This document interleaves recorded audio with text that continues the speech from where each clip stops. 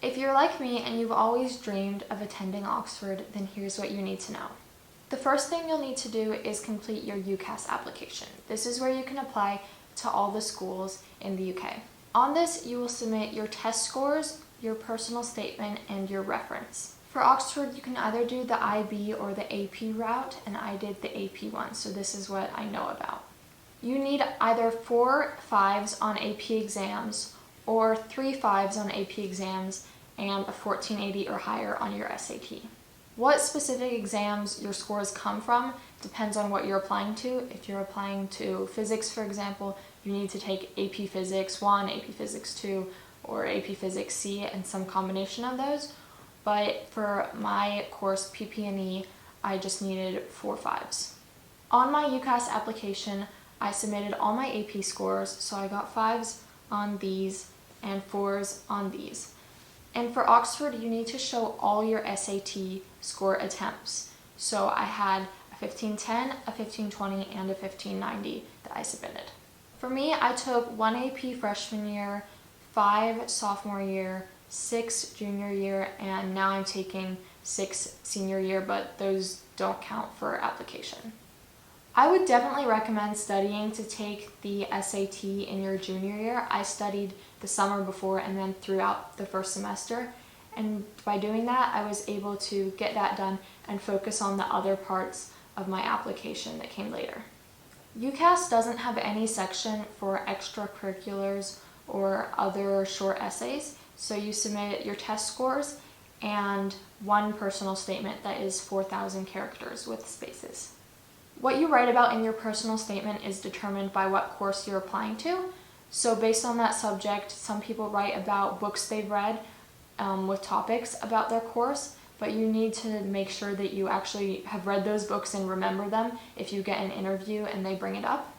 For me, I talked about a trip I went to Fiji and Zimbabwe that related to my economic experience and how I had pursued that interest through AP research and a club I started, and then I included some of my academic achievements. Then I was a National Merit semifinalist, and I had gotten graduate profile awards from my school, and I had AP Scholar with distinction. Since you don't have a resume, you kind of have to include any achievements you want them to know in your personal statement.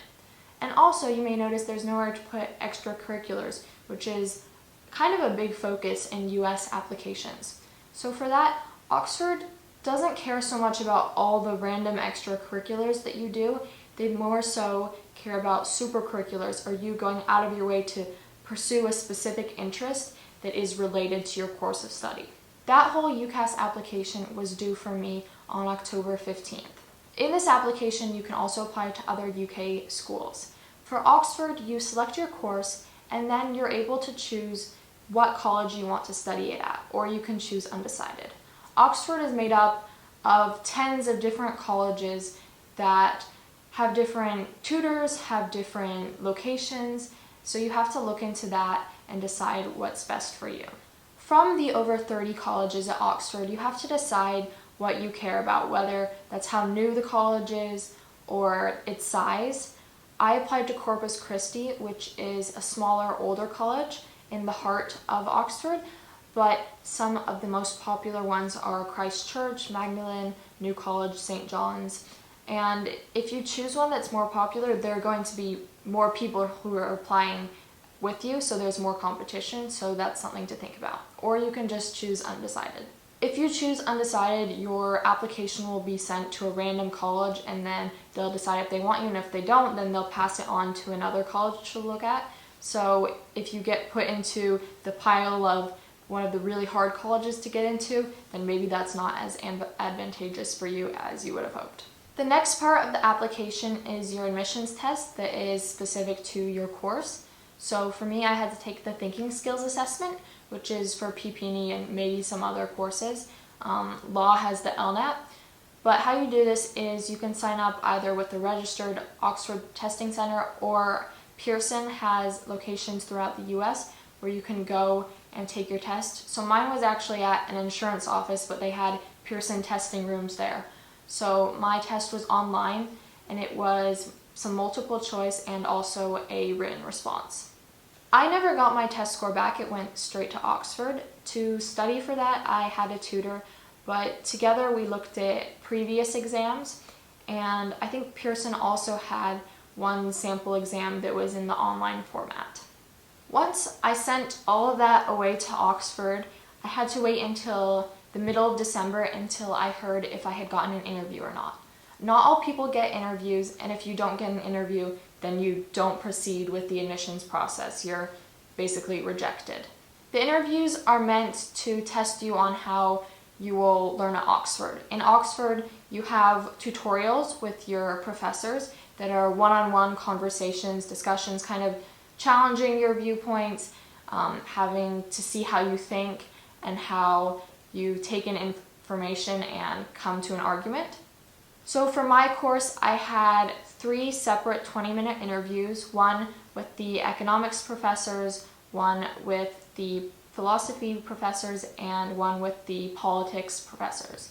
There were multiple professors on the calls from Corpus Christi, the college that I applied to.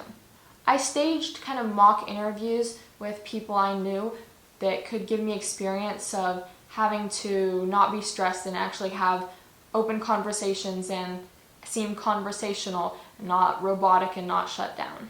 I definitely recommend looking at sample questions for your interviews online, and you'll understand that they're more like debating, talking, conversation, not so much like questions about you. They're definitely not about you.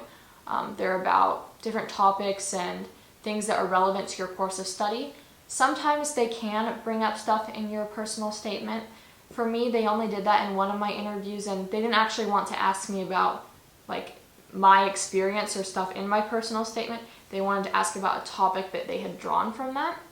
In some of my other interviews, they had text that they wanted me to read or like math that they wanted me to analyze. There's also not a right or wrong answer. They just want to see how you think and how you react to their way of teaching, because if you end up going to Oxford, that's how you will be learning there. About a month after my interviews on January 14th, I got my acceptance through email and also through the UCAS platform.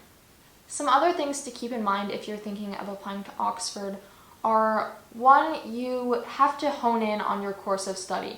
Like in US colleges, you kind of take all the classes throughout, like you need an art credit or an English credit, a math credit.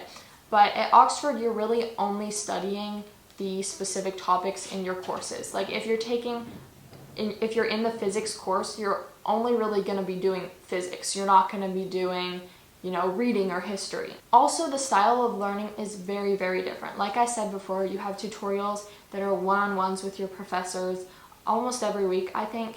And most of the time during the day, there are lectures, but most of the time you're in the library reading, trying to understand the information and learn almost on your own. My number one tip is to prepare early and make sure that you get your APs and your SAT done early enough that you are actually able to apply.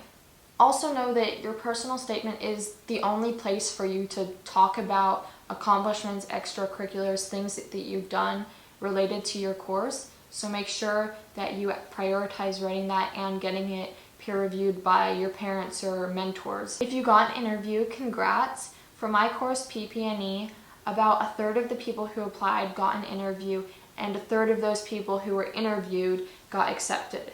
But do know that there's a high standard for even applying, so that influences the amount of people who applied and then the acceptance rate. I hope this helped, and good luck. I wish you all the best.